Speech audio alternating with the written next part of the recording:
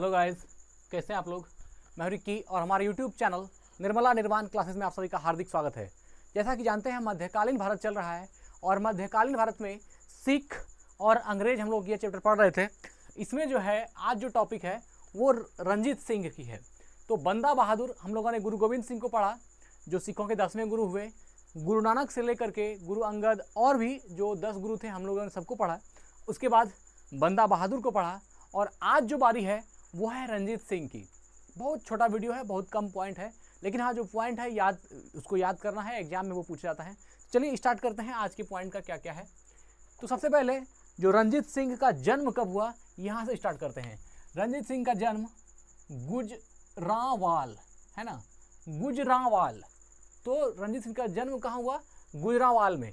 रंजीत सिंह का जन्म कहाँ हुआ? गुजरांवाल में। याद करते जाइएगा, सब याद हो जाएगा, कोई बड़ा चीज़ नहीं है। रंजीत सिंह का जन्म गुजरांवाल में हुआ और कब हुआ? 2 नवंबर 1780 को। कब हुआ? तो 2 नवंबर 1780 ईस्वी को। 2 नवंबर 1780 को। यह आप 1600 के आसपास जो है आप जा सकते हैं। 2 नवंबर 1780 को रंजीत सिंह का जन्म हुआ गुजरांवाल में, है ना। ये सुकरचकिया है, देखिए सुकरचकिया, सुकरचकिया मिसल के मुखिया है ना, महासिंह के यहाँ। इसका नाम क्या है? महासिंह। यह जो मिसल है ना, ये मिसल के मुखिया है, सुकरचिया मिसल के मुखिया है और इनका नाम क्या है? महासिंह। तो महासिंह के यहाँ जन्म लिया। देखिए इसमें कितना चीज है। रंजीत सिंह का जन्म गुजरांवाल में 2 नवंबर 1780 ईस्वी को सुकरचकिया मिसल के मुखिया महासिंह के यहाँ हुआ। अब देखिए इसमें जानने वाला बात है कि सुकरचकिया मिसल क्या है। सुकरचकिया मिसल क्या है? देखिए मैं आपको याद दिला देना चाहूँगा। इसके पहले की वीडियो को यदि आपने देखा होगा तो आपको इसमें कुछ याद होगी। देखिए ये जो मिसल है सुकरचकिया मिसल, बंदा बहादुर की मृत्यु के बाद सिख धर्म बहुत छोटे छोटे कई टुकड़ों में बंट गया था। उसके बाद नवाब कर्पूरी सिंह के नेतृत्व में उन बंदा बहादुर की मृत्यु के बाद उन छोटे छोटे टुकड़ों को खालसा में विलय कराया गया, है ना। किसके द्वारा? नवाब कर्पूरी सिंह के द्वारा। तो जब नवाब कर्पूर सिंह के द्वारा उसको खालसा में विलय कर दिया गया, तो फिर खालसा में विलय होने के बाद, है ना, आपका जो खालसा के नेतृत्व करता हुए जस्सा सिंह आहलूवालिया, जस्सा सिंह आहलूवालिया के नेतृत्व में फिर खालसा का नेतृत्व करता जस्सा सिंह आहलूवालिया हुआ और फिर उस खालसा को सिख के 12 मिसल में, अलग अलग मिसल में तोड़ दिया गया।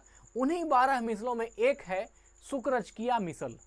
अब मिसल जो है, मिसल का अर्थ होता है समान और यह मिसल एक जो है आपका एक फारसी लफ्ज है। तो यहाँ से अब आपको समझ में आता होगा कि 12 मिसल क्या हुआ। तो जो छोटे छोटे टुकड़े थे सिखों के वो एक खालसा में विलय हो गए और खालसा के बाद वह 12 टुकड़ियों में बटे। उनमें से एक टुकड़ा हुआ जिसको हम लोग क्या बोल रहे हैं? सुकरचकिया मिसल। और सुकरचकिया मिसल के मुखिया थे महासिंह और उन्हीं के घर जन्म हुआ किसका? रंजीत सिंह का। अब आपको बात समझ में आती होगी। यहाँ से 2 क्वेश्चन आपको पूछा जाएगा। एक प्रश्न यह रहेगा कि जो बंदा बहादुर की मृत्यु के बाद जो सिख टुकड़ी अलग अलग हो गई, अलग अलग टुकड़ी में बट गए, तो उसको खालसा में विलय किसने करवाया? तो वह विलय जो है वह करवाया कर्पूर सिंह के नेतृत्व में, है ना। नवाब कर्पूर सिंह के नेतृत्व में वो खालसा में विलय हुआ। फिर खालसा जो हुआ, खालसा का नेतृत्व करता कौन हुआ? तो उसका आहलूवालिया, जस्सा सिंह आहलूवालिया खालसा का नेतृत्व करता हुआ और फिर खालसा को 12 मिसल में बांटा गया। उसी 12 मिसल में से एक मिसल है सुकरचकिया मिसल, जिसके कि मुखिया है महासिंह और महासिंह के यहाँ जन्म हुआ किसका? रंजीत सिंह का। बात क्लियर है? चलिए आगे बढ़ते हैं। दादा है ना, चरत सिंह, दादा चरत सिंह, ये रंजीत सिंह के दादा होंगे। दादा चरत सिंह ने 12 मिसलों में सुकरचकिया मिसल को प्रमुख स्थान दिला दिया। देखिए उस जो खालसा था, खालसा से जो 12 टुकड़ी बना, उस 12 टुकड़ी में सुकरचकिया मिसल जो हुआ इसको प्रमुख स्थान दिला दिया। किसने?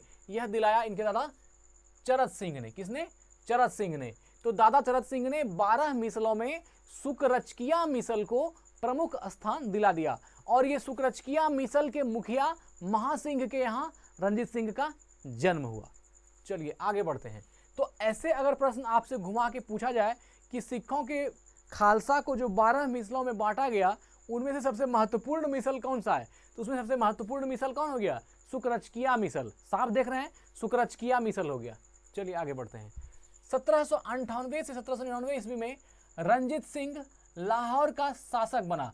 रंजीत सिंह लाहौर का शासक कब बना, 1798 से 1799 में। ये याद रखिएगा, रंजीत सिंह लाहौर का शासक कब बना, 1798 से 1799 में। आप इसको कोरिलेट कर सकते हैं। देखिए 1780 और 1798, मतलब कि 18 साल की उम्र में रंजीत सिंह लाहौर का शासक बन गया है। देखिए 1780 में 18 जोड़ेंगे 1798, तो 18 से 19 साल की उम्र में, 18 से 19 साल की अवधि में रंजीत सिंह लाहौर का शासक बना। आगे देखते हैं। 25 अप्रैल 1809 ईस्वी को चार्ल्स मेटकाफ एवं रंजीत सिंह के बीच, चार्ल्स मेटकाफ एवं रंजीत सिंह के बीच अमृतसर की संधि हुई। कहाँ की संधि हुई, अमृतसर की संधि हुई। यह भी बहुत ही महत्वपूर्ण सवाल है, ध्यान रखिएगा। 25 अप्रैल 1809 को, 25 अप्रैल 1809 को किसके किसके बीच, मेटकाफ, चार्ल्स मेटकाफ एवं रंजीत सिंह के बीच अमृतसर की संधि हुई। किसकी संधि हुई, अमृतसर की संधि हुई। यह महत्वपूर्ण प्रश्न है, अमृतसर की संधि किसके किसके बीच हुई, तो चार्ल्स मेटकाफ और रंजीत सिंह के बीच अमृतसर की संधि कब हुई, तो 25 अप्रैल 1809। ये डेट भी याद रखिएगा, 25 अप्रैल 1809। 25 अप्रैल 1809 को चार्ल्स मेटकाफ एवं रंजीत सिंह के बीच अमृतसर की संधि हुई। आगे बढ़ते हैं। रंजीत सिंह का राज्य 4 सूबों में बटा था। रंजीत सिंह का जो राज्य था वो 4 सूबों में बट गया था, और वो 4 सूबा क्या क्या था, पेशावर, कश्मीर, मुल्तान एवं लाहौर। पेशावर, कश्मीर, मुल्तान और लाहौर, ये 4 पार्ट में रंजीत सिंह का सूबा जो है बटा हुआ था। किसमें किसमें, पेशावर, कश्मीर, मुल्तान और लाहौर। पेशावर, कश्मीर, मुल्तान और लाहौर, तो इन 4 सूबों में रंजीत सिंह का राज्य बटा हुआ था। इन 4 सूबों पर रंजीत सिंह का कब्जा था। चलिए, महाराजा रंजीत सिंह का विदेश मंत्री, महाराजा रंजीत सिंह के विदेश मंत्री कौन थे, फकीर अजीजुद्दीन, है ना, फकीर अजीजुद्दीन। यह जो फकीर अजीजुद्दीन है, यह रंजीत सिंह का क्या था, विदेश मंत्री था। यह भी पूछता है, रंजीत सिंह का विदेश मंत्री कौन था, अजीजुद्दीन। और वित्त मंत्री कौन था, रंजीत सिंह का वित्त मंत्री कौन था, तो इसका वित्त मंत्री था दीनानाथ। वित्त मंत्री कौन थे, दीनानाथ। रंजीत सिंह का वित्त मंत्री कौन थे, दीनानाथ। तो दोनों ही नाम को याद रखना है, विदेश मंत्री है ना फकीर अजीजुद्दीन और वित्त मंत्री दीनानाथ। विदेश मंत्री फकीर अजीजुद्दीन और वित्त मंत्री दीनानाथ। चलिए, मृत्यु 7 जून 1839, बहुत ही महत्वपूर्ण डेट है, याद रख लीजिए। 7 जून 1839 को रंजीत सिंह की मृत्यु हो गई। रंजीत सिंह की मृत्यु कब हुई, 7 जून 1839 को। रंजीत सिंह की मृत्यु कब हुई, 7 जून 1839, याद रखना है 7 जून 1839 को। तो देखिए, अगर इसका अवधि जोड़िएगा आप, 1780 से 20, 1800 और 39, 20 और 39, 59 साल, लगभग 59 साल जिंदा रहे, लगभग 60 साल। तो 59 से 60 साल में इनकी मृत्यु हो गई। और यह जो है मृत्यु कब हुई, 7 जून 1839 को। अब देखिए, यहाँ पर 2 प्रश्न है। प्रथम आंग्ल सिख युद्ध कब हुआ, 1845 से 1846। ये बहुत ही महत्वपूर्ण प्रश्न है मित्र, इसको अभी तुरंत याद कर लीजिए। प्रथम आंग्ल सिख युद्ध, आंग्ल अर्थात अंग्रेज और सिख मतलब सिख। प्रथम अंग्रेज और सिख के बीच युद्ध कब हुआ, तो 1845 से 1846 में, 1845 से 1846 में। और द्वितीय आंग्ल युद्ध कब हुआ, तो द्वितीय आंग्ल सिख युद्ध 1849 में।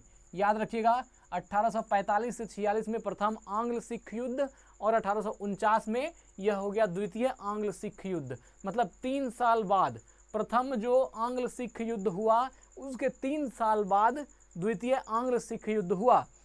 प्रथम आंग्ल सिख युद्ध 1845 से 1846 ईस्वी में हुआ, जबकि द्वितीय आंग्ल सिख युद्ध 1849 ईस्वी में। द्वितीय आंग्ल सिख युद्ध कब हुआ, 1849 ईस्वी में। तो यह दोनों ही याद रखना है। प्रथम आंग्ल सिख युद्ध 1845 से 46, देखिए आपको याद हो गया होगा, है ना। प्रथम आंग्ल सिख युद्ध कब हुआ, 1845 से 46, और द्वितीय 3 साल बाद द्वितीय आंग्ल सिख युद्ध कब हुआ, 1849। तो आज की वीडियो में रंजीत सिंह को हम लोगों ने पढ़ा, और अगली जो वीडियो आने वाली है, ये टॉपिक है अंग्रेजों एवं सिखों के मध्य हुई संधि। इसको हम लोग बहुत ही बेहतरीन ढंग से पढ़ेंगे। अंग्रेजों एवं सिखों के मध्य हुई संधि, अंग्रेज और सिख के बीच जितनी संधियां हुई उसको हम लोग एक वीडियो में देखेंगे, इसके बाद वाली वीडियो में। तो मित्र आपसे आग्रह है, अगर अभी तक इस वीडियो को लाइक नहीं किए हैं तो लाइक कर दीजिए और कमेंट में बताइए कि आपको वीडियो कैसी लगी या मार्गदर्शन कीजिए। और गुलचरण जी, हम आपसे क्षमा चाहते हैं कि जो लाइव क्लास चल रही थी उसमें कुछ टेक्निकली प्रॉब्लम के कारण हम नहीं ले पाए, फिर उसके बाद इसलिए थोड़ा सा हमको बहुत तकलीफ हुआ कि आप आए और हम नहीं कर पाए। लेकिन हाँ, आपका हृदय में स्थान है, हमने चाहा था कि आपका नाम हम वीडियो में ही कह दें, आपसे क्षमा मांग लें, ठीक है। और ये इसके बाद जो है अंग्रेजों एवं सिखों के मध्य हुई संधि को देखेंगे। और साथ ही अगर चैनल को सब्सक्राइब नहीं किए हैं तो जरूर सब्सक्राइब कीजिए, क्योंकि आए दिन हम इस तरह से जुड़ी हुई वीडियो लुसेंट से पार्ट वाइज हर एक चीज़ का जो अच्छे से, ताकि किसी भी बच्चे को कोई दिक्कत नहीं हो। अब देखिए, कोई चीज़ को जब बुक में देखा जाता है और बोर्ड पर जब सामने आदमी बोलता है उसके साथ वो डीप से याद होती है ना। एक बार जो 2-3 बार एक ही बात को बोला जाता है उससे याद ज़्यादा होता है। इसलिए हमने ऐसा बनाया है टेंडेंसी कि हम जो पढ़ाना चाहते हैं वो आपको इसी समय याद हो जाए, आपको अलग से देखना ना पड़े। तो जरूर ही अगर चैनल को सब्सक्राइब नहीं किए हैं तो कर लीजिएगा। धन्यवाद, स्वस्थ रहें, अपना ख्याल रखें, जय हिंद।